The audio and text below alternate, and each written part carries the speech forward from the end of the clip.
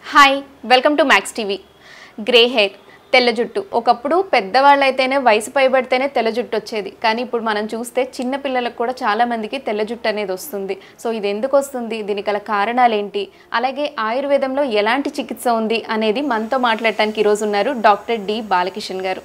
నమస్కారం సార్. నమస్కారం సార్, చాలా మందికి తెల్ల జుట్టు సమస్య అనేది చాలా కామన్ అయిపోయింది. అది పెద్దవాళ్ళు అయితే ఏదో కలర్ వేసుకొనో ఏదో ఒకటి మేనేజ్ చేస్తున్నారు. స్కూల్కి వెళ్ళే పిల్లలు అయితే నేను చూసిన వాళ్ళు కూడా ఉన్నారు, చాలా అంటే నామద్ద పడడము అండ్ చాలా ఇబ్బంది పడుతూ ఉన్నారు దాంతో.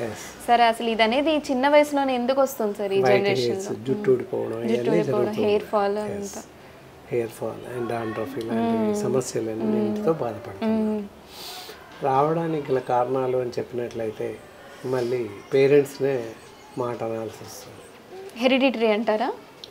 హెరిడిటీ కాదు, because of not taking certain precautions. Okay, తల్లిదండ్రులు సరైనటువంటి జాగ్రత్తలు తీసుకోలేదు, అందువల్ల తెల్ల జుట్టు రావడం, వెంట్రుకలు ఊడిపోవడం, డాండ్రఫ్ రావడం ఇత్యాది కారణాలన్నిటికీ ప్రధాన కారణం తల్లిదండ్రులే, మదర్స్ అని చెప్పాలి, పేరెంట్స్.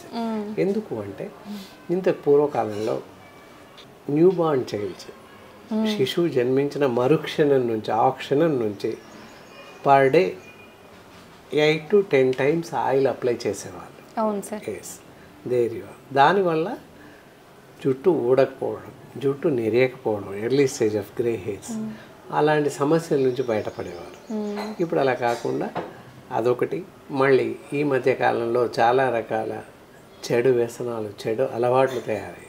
చెడు వ్యసనాలు means phone is the better వ్యసనం, చాలా ప్రొహిబిటెడ్ వ్యసనం అన్నమాట. ఫోన్ అనేది వాడకూడదు.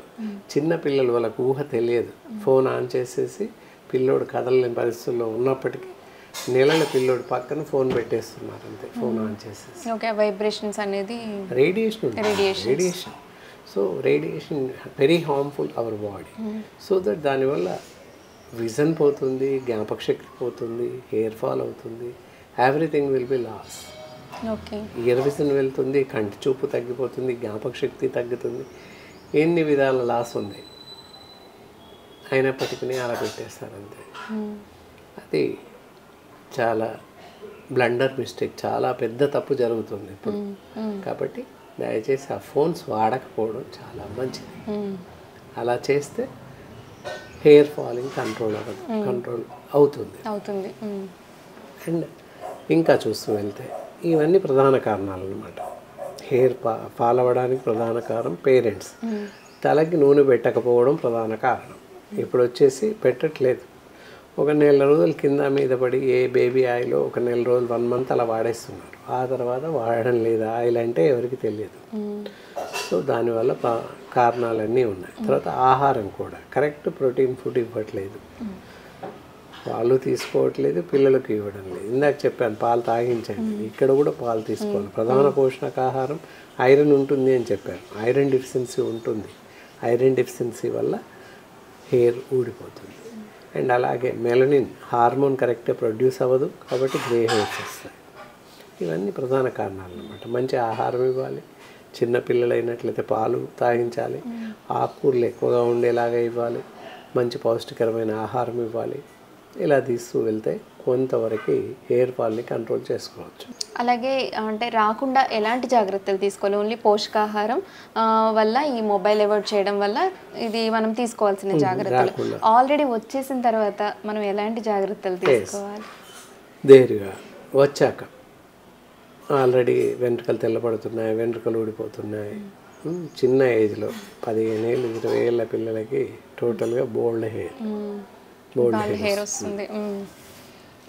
హెయిర్ అంతా ఊడిపోవడం, డాండ్రఫ్ రావడం, ఇవన్నీ వస్తున్నాయి. సో మన వాతావరణంలో ఉన్నటువంటి డస్ట్, ఎక్కువ దుమ్ము ధూళి తలపైన కూడా చేరిపోతుంది. ఇది తర్వాత హెడ్ బాత్, చాలా ఎక్కువ సార్లు హెడ్ బాత్ చేయడం కూడా ప్రధాన కారణం, నష్టం కలిగిస్తుంది.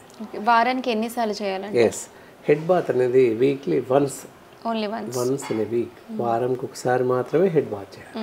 అండ్ యాజ్ వెల్ యాజ్ ఎలాంటి షాంపూస్ వాడకూడదు హెడ్ బాత్కి. ఏ షాంపూస్ వాడకూడదు, ఇంక్లూడింగ్ విత్ హెర్బల్ షాంపూస్ కూడా వాడకూడదు.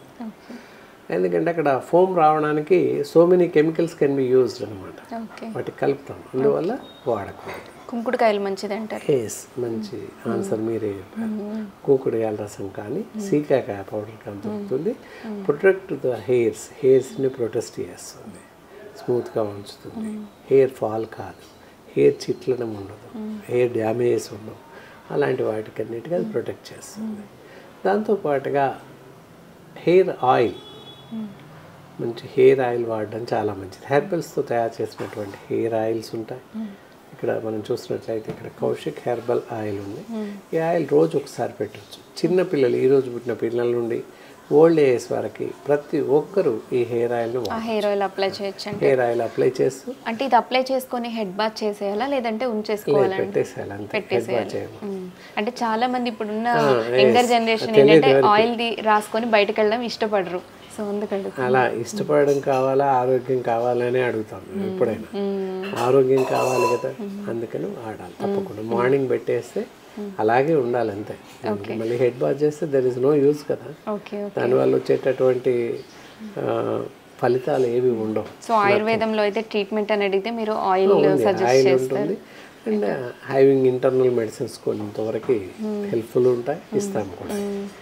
సో ఎలాంటి ఆహారం త్రిపలా గుగ్గులు, త్రిపలా ట్యాబ్లెట్స్ అలాంటివి ఈ ఆయిల్తో పాటు ఇంటర్నల్ మెడిసిన్ త్రిపలా గుగ్గులు అవి సజెస్ట్ చేస్తుంటాం, దాంతో చేయొచ్చు. అలానే మనం ఇది పైకి రాసే పూత, ఇది కాకుండా ఇంటర్నల్గా మనం ఎలాంటి ఆహారం తీసుకోవాలి? ఇంటర్నల్గా ఆహారం చూసినట్లయితే ఎక్కువ ఐరన్ ఉన్నటువంటివి ఇలాంటివి తీసుకోవాలి. ఐరన్ ఉన్నటువంటి పాలు, పళ్ళు, ఆకుకూరలు ఎక్కువ తీసుకోవాలి. నాన్ వెజిటేరియన్ పూర్తిగా మానేయాలి. మానేయాల్సిన ఆహారంలో ఇక్కడ ప్రధానంగా జంక్ ఫుడ్స్, బేకరీ ఫుడ్స్, ఈ ఫాస్ట్ ఫుడ్ సెంటర్స్ దొరికేటువంటి ఆహారం పూర్తిగా మానేయడం చాలా మంచిది. అది మానేస్తూ మిగతా ఆహారం తీసుకుంటున్నట్లయితే మనం ఈ గ్రే హెయిర్ నుంచి, తర్వాత ఫాలింగ్ ఆఫ్ హెయిర్ నుంచి పూర్తిగా బయటపడవచ్చు. సార్ చాలా యూస్ఫుల్ ఇన్ఫర్మేషన్ ఇచ్చారు. Thank you so much sir. నమస్కారం.